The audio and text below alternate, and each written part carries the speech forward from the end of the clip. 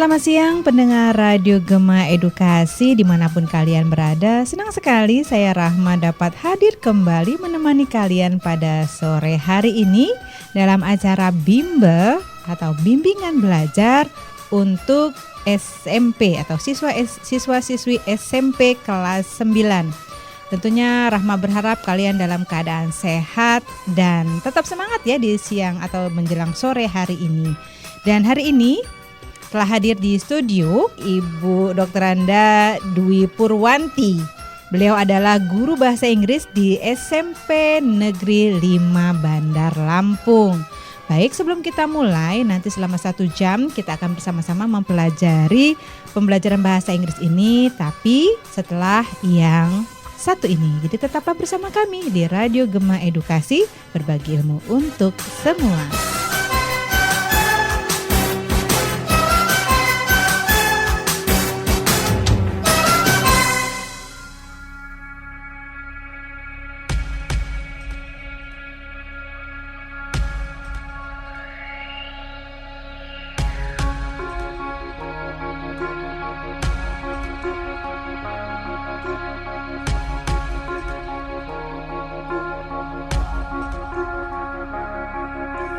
Denting piano, kala jemari menari, nada merambat pelan di kesunyian malam saat datang rintik hujan bersama sebuah bayang yang pernah terlupakan.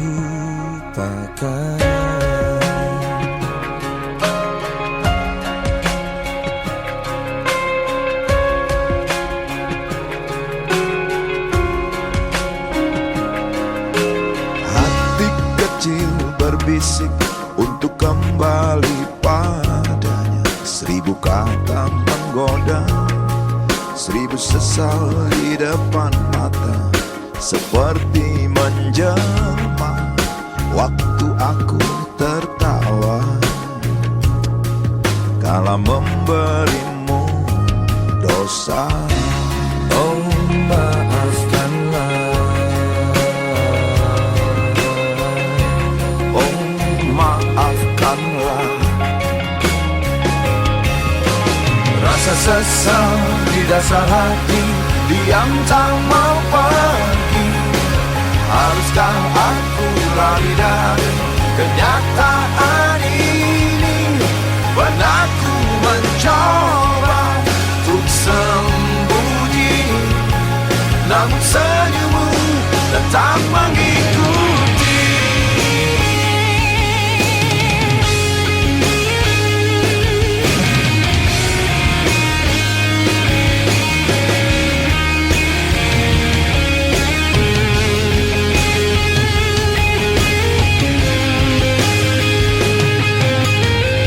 Sesal di dasar hati, diam tak mau pergi. Haruskah aku lari dari kenyataan ini? Oh, rasa sesal di dasar hati, diam tak mau pergi. Haruskah aku lari dari kenyataan ini? Pernah ku mencoba untuk namun senyummu tetap mengikuti.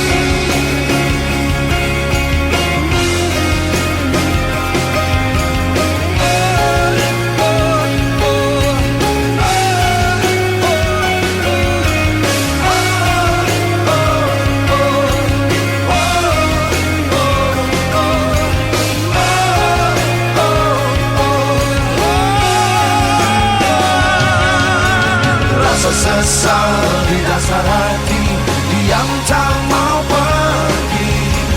Rasa sesal di dasar hati, diam tak mau pergi. Pernah ku mencoba untuk sembunyi, namun senyummu tetap mengikuti.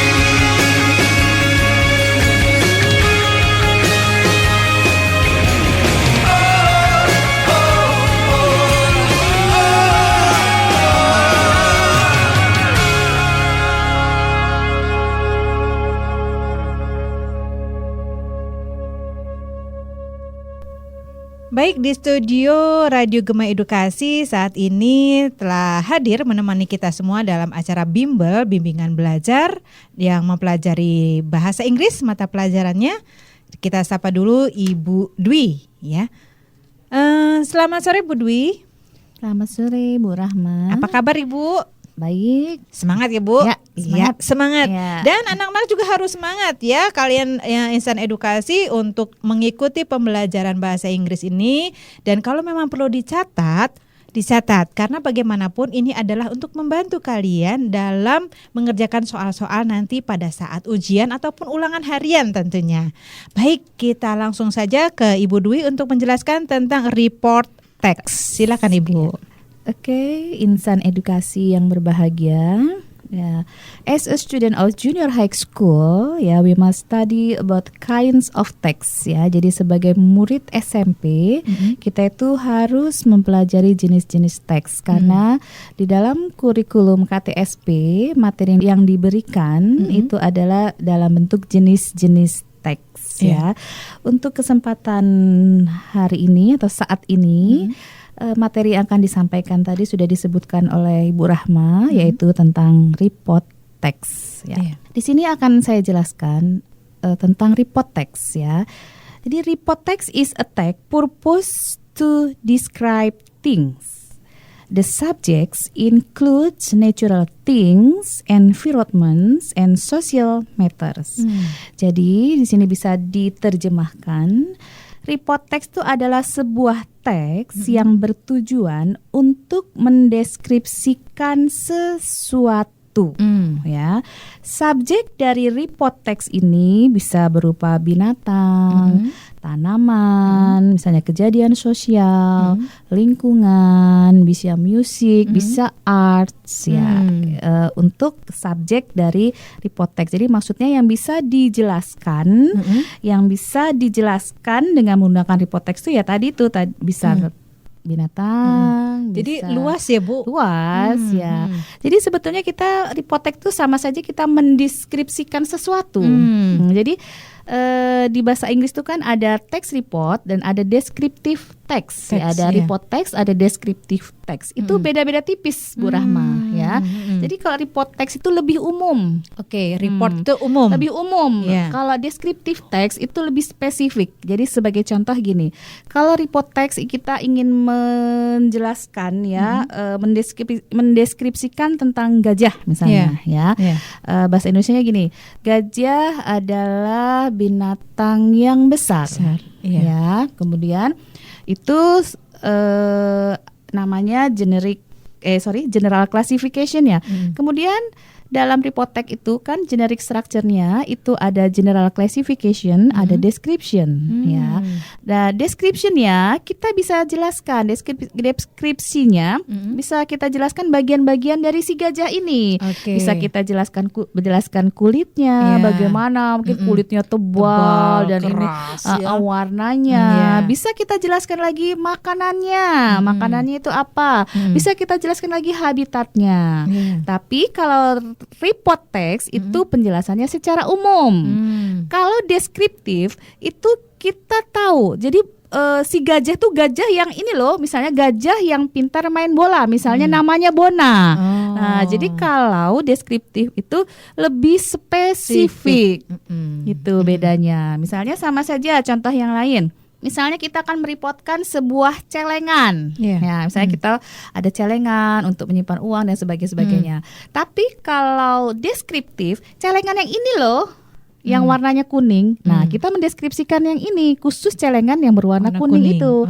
Nah, itu deskriptif teks. Kalau report itu lebih umum. Jadi celengan gitu aja. Ya, kayak gajah secara umum. Tapi kalau deskriptif, gajah yang ini loh, yang namanya si Bona, gitu loh.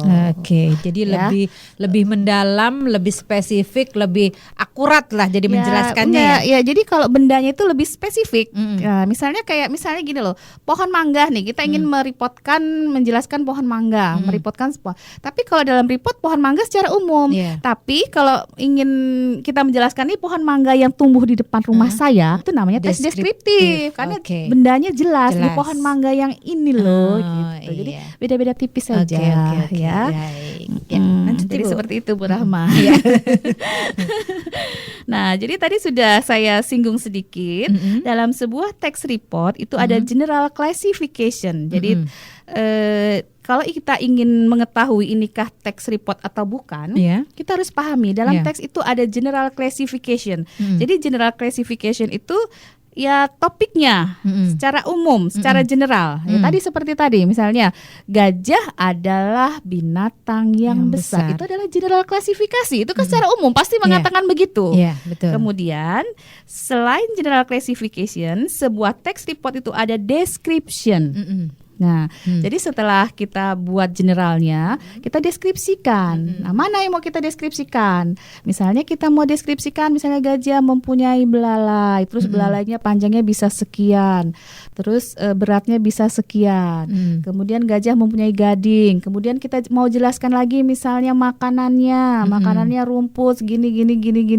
Iya. Jadi semakin banyak deskripsinya, semakin bagus. Semakin teks jelas itu. Oke. Misalnya kita jelaskan kakinya, kita jelaskan semuanya. Jadi dalam hal ini deskripsi itu bisa menjelaskan bentuknya, bagian-bagian dari si apa yang akan kita jelaskan. Misalnya tadi kayak gajah itu kan bisa kakinya, bisa belalainya. Berarti utuh, lengkap. Bisa. Jadi tadi saya katakan semakin lengkap, semakin bagus Bagus. teks tersebut. Tapi Oke. tinggal kemampuan si orang yang membuat teks tersebut. Iya. Kosakatanya mungkin kalau dia banyak pasti dia bisa menjabarkan lebih panjang. Tapi Iya. kan kalau untuk anak SMP paling saya nggak banyak-banyak lah, sesuai iya. dengan kemampuan mereka. Iya. Dia bisa jelaskan dalam beberapa bagian aja sudah Bagus, senang ya. saya. Gitu. Beda kalau kita baca buku pegangan guru atau buku teks itu karena kan Iya. pengarangnya ya memang udah pakar-pakar Iya, gitu. Seperti itu ya. Kemudian unsur bahasa yang digunakan di sini bisa menggunakan use of generic nouns. Contohnya misalnya di sini generic noun tuh komodos, komputer, misalnya orchid. Nah, jadi bisa kita misalnya kita bisa menjabarkan tentang komodo, boleh kita tadi kan bisa istilahnya subjeknya lah, Iya. bisa komputer, misalnya computer is modern tools Iya. misalnya. Contohnya seperti itu. Bisa anggrek, kita mau dipotkan tentang anggrek, boleh misalnya orchid is a beautiful flower. Misalnya terus habis itu kita deskripsikan. Iya. Nah, kita bisa generik. Jadi hal-hal contoh tadi itu cuma contoh saja yang bisa dijelaskan, bisa dibuat menjadi text report. Ya, selain itu ya ada sih yang lain, misalnya gempa bumi juga boleh. Pokoknya luas lah apa bisa direportkan. Iya. Apa. The use of relating verbs, ya, contohnya penggunaan is, are, has. Kemudian the use of present tense, ya. Jadi maksudnya dalam sebuah text report ini umumnya kita menggunakan tenses present tense, ya. Nanti akan saya ulas sedikit tentang penggunaan present tense. Karena ya mau tidak mau kita harus mempelajari present tense kalau kita ingin membuat sebuah text report. Karena istilahnya present tense itu adalah menjadi unsur kebahasaan dalam sebuah text report. Gitu ya. Kemudian the use of behavioral verbs, ya, behavior. Jadi kata kerja yang behavior, ya, misalnya kayak snakes often sunbathe in the sun. Misalnya ular itu sering mandi matahari. Ya, istilahnya sunbathe, Berjemur. berjemur gitulah ya, Iya. in the sun gitu. Kemudian the use of technical terms, ya, menggunakan term-term technical, contohnya water contains oxygen and hydrogen, ya. Tapi dalam hal ini Bu Dwi hanya ingin memfokuskan dalam penggunaan present tense, karena kan istilahnya kalau kita ingin membuat sebuah text report, kita itu ya harus paham gitu loh. Bagaimana kita bisa misalnya elephant, misalnya kita ingin merepotkan seekor gajah. Misalnya elephants. Bagaimana kita ingin membuat general classification-nya. Iya. Kita nggak bisa misalnya mau buat gajah adalah binatang yang besar. Ya kan? Elephant is a big animal. Iya. Nah, jadi kita juga harus belajar present tense, ya kan? Dalam present tense itu kan ada yang menggunakan kata kerja, ada yang menggunakan to be, ya kan? Iya. Kita harus ingat kalau the pattern atau formula dari present tense itu adalah subject Subjek, plus verb one. verb. Ya, atau infinitive. We can use object, kalau ada objek kita bisa masukkan. Kemudian adverb of time atau keterangan waktu yang biasa dipakai untuk present tense itu adalah every day, ya kan? Every week misalnya. Once in a week, misalnya every years, misalnya seperti itu ya. Saya ulangi, biasanya keterangan waktu yang biasa dipakai every day, every week, every night, karena dia kan apa ya, present tense itu suatu pekerjaan, tenses yang menyatakan suatu pekerjaan tuh sering yang sering dilakukan secara setiap rutin. hari mungkin bisa gitu ya? Tidak tiap hari tapi Tapi rutin. rutin. Nah, Oke. misalnya gini, saya pulang kampung misalnya 2 minggu sekali, itu bisa kita buat dalam present tense karena oke. kita lakukan secara rutin. Iya, setiap 2 minggu Mm-mm. sekali misalnya. Atau saya mandi 2 kali sehari. Atau saya kursus bahasa Inggris 1 minggu sekali. Oke. Nah, bisa dilakukan secara rutin. Dan apa istilahnya itu ya rutin lah, rutinitas seperti itu ya memang Continue ya, bisa. berterus-terusan gitu ya. bisa Bu? dikatakan secara teratur lah Ya, ya, teratur. seperti Ya, itu. betul. Saya seperti memang kata Bu Rahma tadi benar. Misalnya dikatakan bisa setiap hari ya memang benar, kalau dilakukan secara teratur tiap hari ya kita tuangkan dalam tenses present tense. Misalnya I go to school every day. Seperti itu ya. Itu udah termasuk present tense ya, Bu.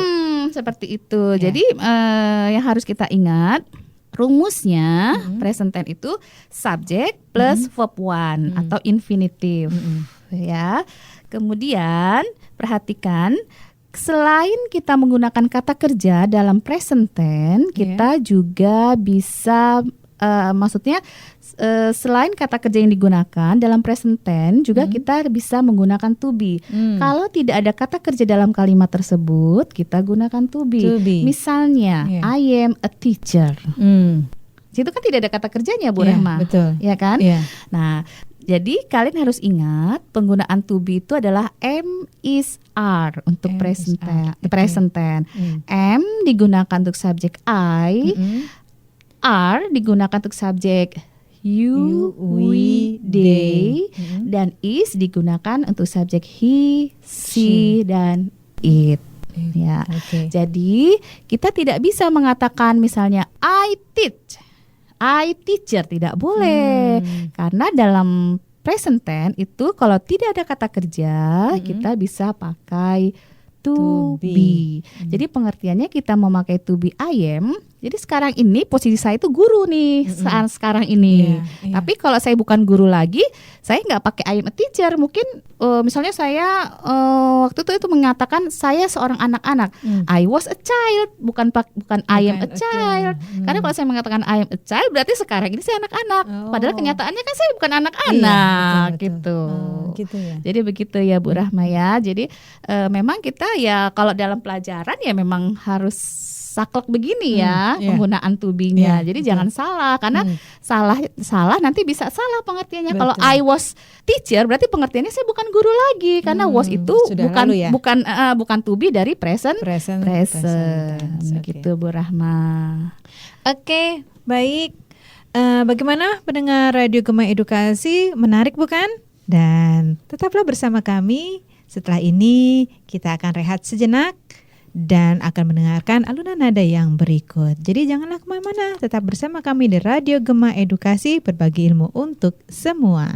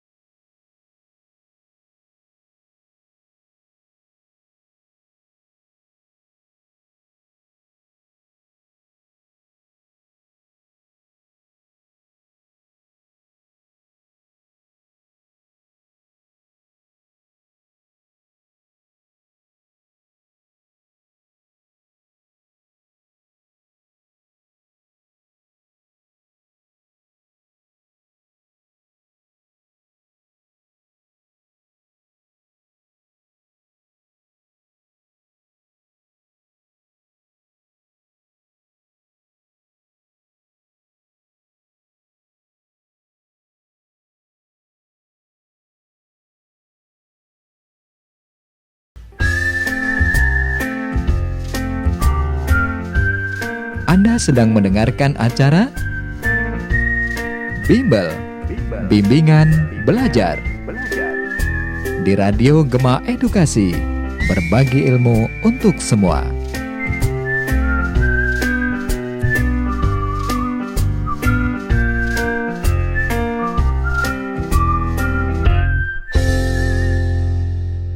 Masih dari studio Radio Gema Edukasi, berbagi ilmu untuk semua. Kembali lagi saya Rahma dan Ibu Dwi masih dalam pembelajaran bahasa Inggris. Bagaimana kalian? Masih semangat ya?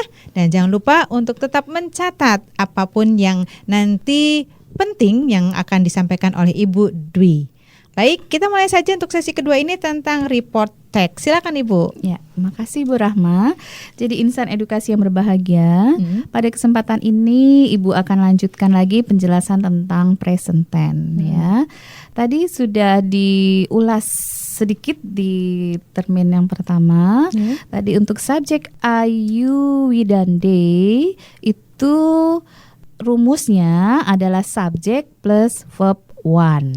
Ya, tapi harus kalian ingat untuk present tense kalian tuh harus lebih jeli.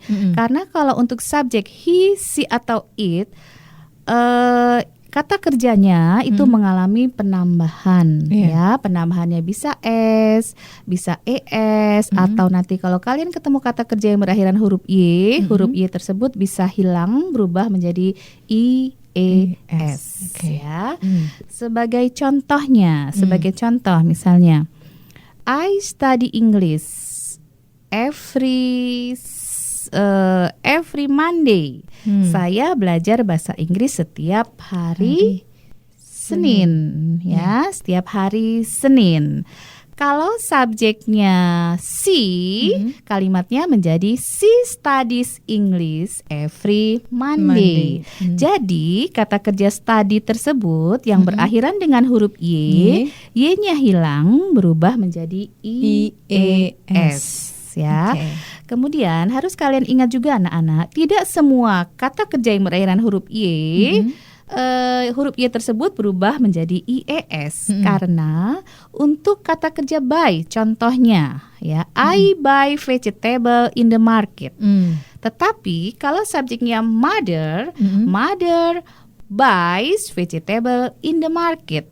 Ya, jadi kata kerja tersebut maksudnya huruf y tersebut tidak hilang, tapi cukup penambahan s. Kenapa bisa begitu Bu Rahma? Ya, karena dia huruf tengahnya itu vokal. Ya, karena sebelum huruf y tersebut, kalau untuk ba itu vokal, jadi dia cukup ditambah s. Tetapi coba kalian lihat tadi untuk kata kerja study, sebelum huruf y tersebut adalah konsonan D ya Bu ya. Ya, konsonan. Jadi harus kalian ingat. Jadi harus hati-hati untuk menyikapi masalah seperti ini. Hal ini nih kecil, tapi juga bisa dampaknya lumayan besar ya Bu, karena nilai juga akan berpengaruh ya Bu ya. Seperti itu ya. Tadi sudah dikatakan untuk present tense kita bisa menggunakan keterangan waktunya yaitu every day, every week, dan every year. Oke, insan edukasi yang berbahagia, tadi yang sudah Ibu Dwi sebutkan di atas adalah untuk kalimat positif atau positive sentence. Untuk kalimat positif, kalau kalian tidak ada kata kerja dalam kalimat tersebut, kalian bisa menggunakan to be. To be dalam present tense yang digunakan adalah am, is, are. M untuk subjek I, are untuk subjek you, we, dan they, dan is untuk subjek he, she, atau it. Ya. Jadi dalam bahasa Inggris tidak pernah ada kalau kalimat itu misalnya maksudnya tidak pernah ada itu tidak akan terjadi atau kalimat itu tidak akan benar kalau setelah subjek langsung misalnya kata sifat atau kata benda. Misalnya I teacher itu salah, berarti di situ harus ada to be. I am teacher atau I fat, saya gemuk, tidak begitu, harus ada to be-nya. I am fat ya. Jadi kalau tidak ada kata kerja, kalian menggunakan to be. Ya. Kemudian untuk negative sentence ya. Kalian harus ingat the formula of negative sentence is subject plus do or does plus not plus verb one.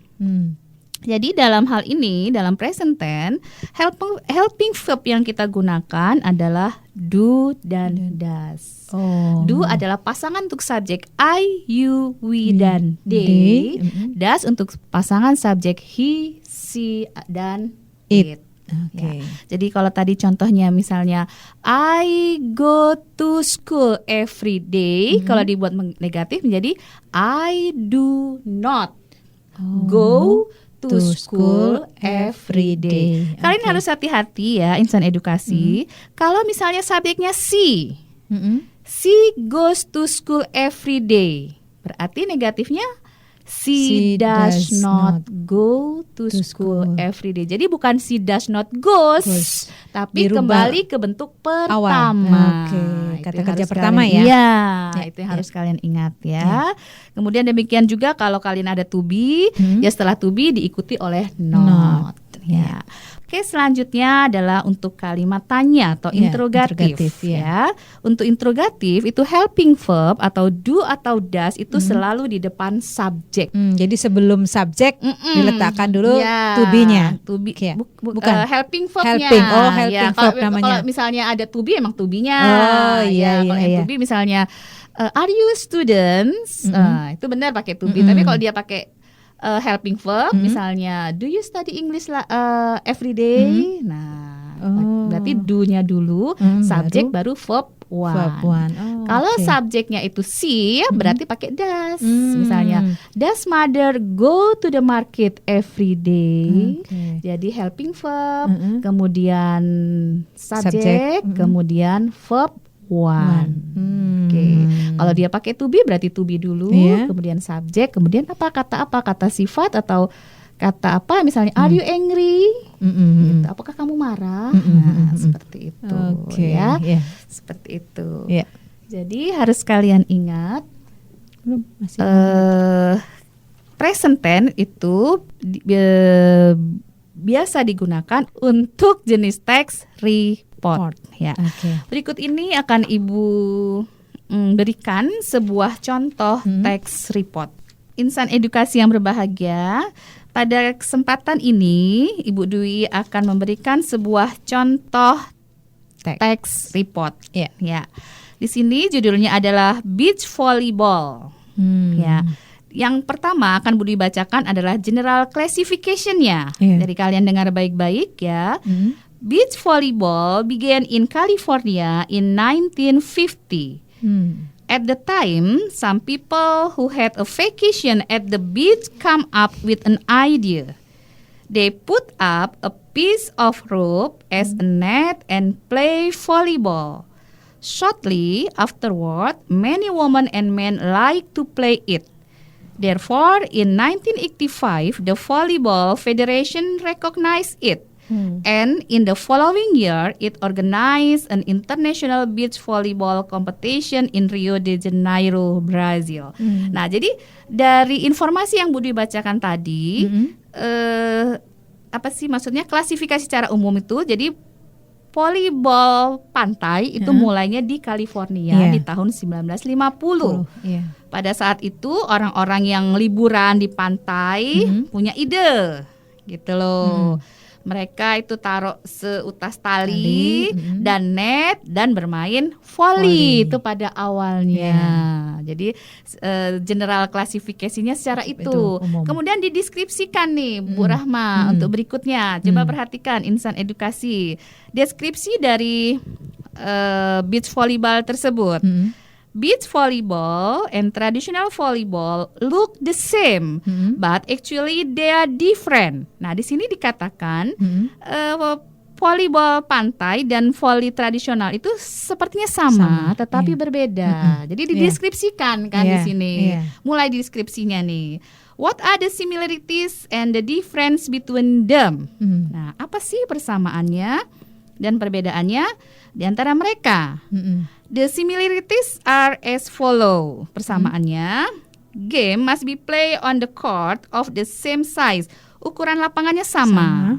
And they also have net. Ada netnya juga, iya. gitu ya. The technique of playing the game are almost the same. Tekniknya juga hampir sama. Every set of each game consists of 15 points. Set dari game ini 15 poin. Yeah. However, traditional volleyball has more player than beach volleyball. Tapi kalau pemain volley tradisional itu lebih banyak. Karena kalau pemain itu yang tradisional itu ada 6 ya, iya. Bu Rahma ya. Iya, betul. Kalau Di volley pantai only 2. Hanya 2. Itu yang membedakan ya. Jadi tadi yang sudah saya jelaskan itu adalah deskripsi daripada volley pantai. Yeah. Kemudian ada deskripsi berikutnya. In Indonesia, beach volleyball has begun to be more popular and interesting recently. International competition have been held in several places such as Bali, Lombok, and Jakarta or Ancol. Yeah. However, it should be introduced and developed further in other areas in Indonesia, especially areas of beautiful beach like Maluku, Sulawesi, and Irian Jaya. Jadi ada deskripsi lagi. Kalau tadi sudah saya sebutkan, kalau deskripsinya semakin banyak, teks itu semakin jelas, bagus, ya, semakin jelas, ya. bagus, semakin jelas. Yeah. Tadi dikatakan juga di Indonesia itu volleyball pantai itu mulai populer ya. Ada kompetisi internasional sudah diadakan, contohnya di Bali, di Lombok, di Ancol, seperti itu. Ya, khususnya di area-area yang punya pantai yang baik ya, seperti Maluku, Sulawesi, dan Irian Jaya. Jadi itu salah satu contoh daripada text report. Jadi tadi ada general classification-nya, kemudian ada description-nya. Oke, insan edukasi tadi adalah salah satu contoh dari report text report ya.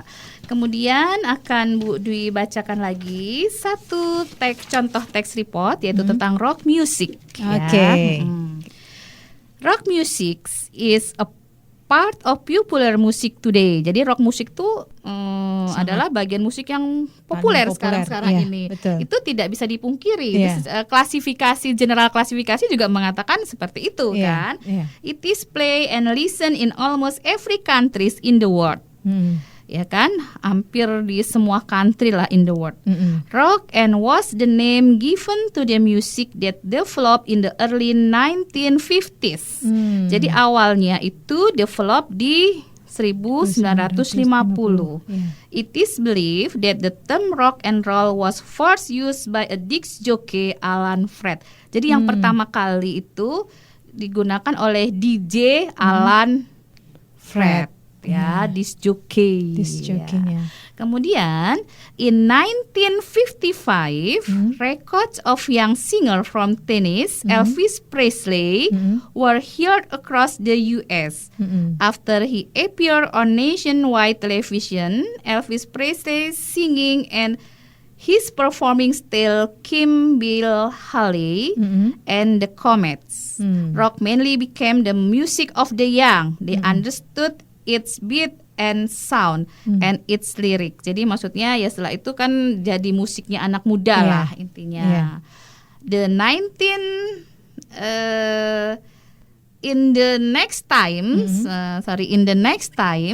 with the time of a big development in the rock industry, rock became a very big business. Ya, aku dijelaskan di sini rock itu menjadi bisnis yang sangat besar. Earn more money annually than any other form of entertainment, including the film industry. Jadi maksudnya itu ya jadi uangnya itu lebih banyak uang. Jadi maksudnya dia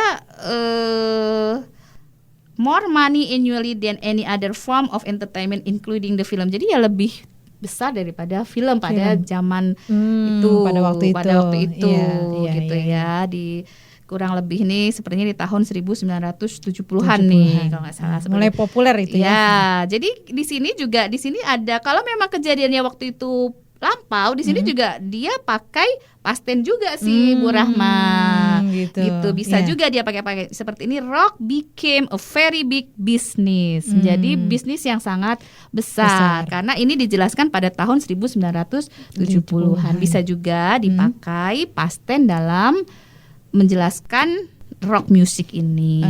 Gitu. Baik, pendengar Radio Gema Edukasi, kita rehat sejenak dan setelah ini nanti kita akan kembali lagi. Jadi jangan kemana-mana, tetaplah bersama kami di Radio Gema Edukasi, berbagi ilmu untuk semua.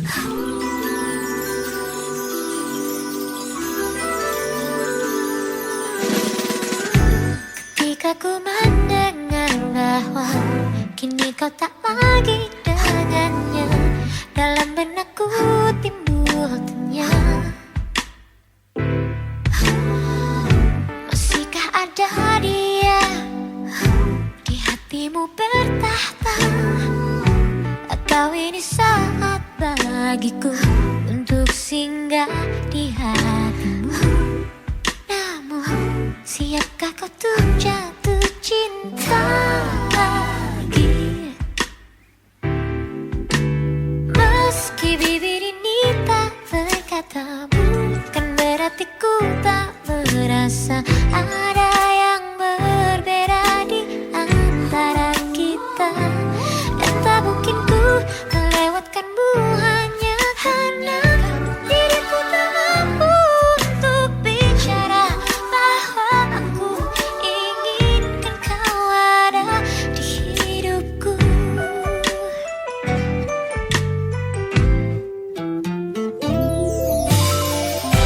Kini ku tak lagi dengannya,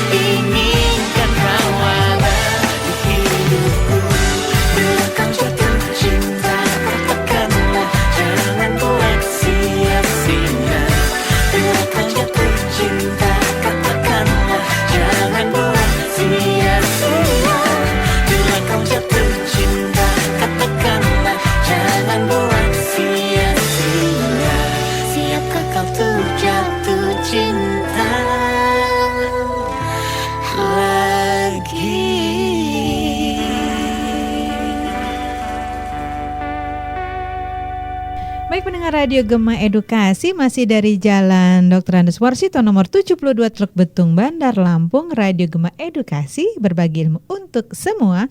Tak terasa 1 jam kita hampir saja lalui, namun masih ada satu sesi yaitu kesimpulan. Jadi untuk Ibu Dwi untuk memberikan kesimpulan untuk materi hari ini, Bu, silahkan. Ya, terima kasih Bu Rahma. Insan edukasi yang berbahagia, pada tahap ini, yaitu tahap akhir dari sebuah text report, akan Ibu jelaskan atau akan Ibu berikan sebuah conclusion atau kesimpulan ya. Jadi report text adalah sebuah teks yang bertujuan untuk mendeskripsikan sesuatu ya. Subjek dari teks report itu dapat berupa binatang, tanaman, bisa juga kejadian sosial, bisa juga lingkungan, bisa juga art atau seni ya. Jadi cukup luas lah ya untuk apa sih kita bisa menjabarkan dengan menggunakan text report atau subjek-subjek yang bisa dijabarkan dengan menggunakan text report itu ya cukup banyak ya. Kemudian harus kalian ingat dalam sebuah text report itu ada generic structure-nya ya. Generic structure dari text report itu ada 2, yaitu general classification dan description. Jadi kalau kalian ingin membuat sebuah text report itu harus mengandung general classification dan description ya. Atau kalau kalian ingin membedakan sebuah teks ini dengan teks ini, atau kalian bisa memahami oh ini text report atau bukan, ya kalian bisa lihat dari isinya. Jadi dari isi dari sebuah text report itu harus ada general classification-nya dan harus ada description-nya ya. Apa sih general classification? Jadi general classification-nya itu ya klasifikasi secara umum. Nah, kemudian setelah kita dapatkan klasifikasi secara umum, baru kita deskripsikan. Misalnya tadi sudah Bu Dwi sebutkan ya, misalnya kalau kita ingin mendeskripsikan seekor gajah, kita katakan secara umum general klasifikasi elephant is a big animal. Itu udah pastilah secara umum binatang itu adalah binatang yang besar. Kemudian kalau kalian ingin deskripsikan ya tinggal kalian mana yang mau dideskripsikan. Semakin banyak kalian mendeskripsikan tentang gajah tersebut, teks yang akan kalian dapatkan itu akan menjadi lebih baik dan menjadi lebih jelas ya. Kemudian dalam sebuah text report ya language features atau unsur kebahasaan yang digunakan itu kalian bisa menggunakan the use of generic nouns. Tadi sudah disebutkan misalnya contohnya itu komodos, komputer, bisa orchid, bisa music dan yang lain-lain. Kemudian the use of relating verbs misalnya penggunaan is, are, has, kemudian the use of present tense ya contohnya misalnya rock music is a part of popular music today. Ya, di sini ada penggunaan to be-nya is, berarti menunjukkan kalau kalimat ini adalah kalimat present tense dan itu terjadi pada sekarang ini. Jadi sekarang ini kan musik rock itu menjadi bagian dari apa ya? Is a part of popular music. Jadi musik yang populer. Kemudian the use of behavioral verb, contohnya itu behavior, contohnya snakes often sunbathe in the sun. Kemudian the use of technical terms, contohnya water contains oxygen and hydrogen. Jadi insan edukasi yang berbahagia. Jadi setelah kalian mempelajari report teks ini, nanti Ibu harapkan kalian tuh bisa langsung memahami, oh ini sebuah teks report karena dia ada ininya, menggunakan ini. Jadi kalian tidak bingung lagi maksudnya itu memahami lah, maksudnya mengetahui gitu loh ya. Ciri-cirinya mana sebuah teks report, mana yang bukan. Ya. Baik, terima kasih Ibu Dwi atas kehadirannya di studio kami dalam acara bimbingan belajar atau bimbel untuk siswa-siswi SMP kelas 9. Dan nanti kita akan berjumpa lagi di lain kesempatan. Demikianlah pendengar Radio Gema Edukasi, acara bimbingan belajar kita untuk sore hari ini bersama Ibu Dr. Randa Dwi Purwanti. Beliau adalah guru bahasa Inggris di SMP Negeri 5 Bandar Lampung. Kami pamit undur diri, namun kalian dapat mendengarkan kembali acara ini esok hari di waktu yang sama dengan materi yang berbeda. Saya Rahma dan kru Radio Gema Edukasi yang bertugas dari Studio Dinas Pendidikan dan Kebudayaan Provinsi Lampung berbagi ilmu untuk semua. Pamit undur diri, tetap semangat dan sampai jumpa.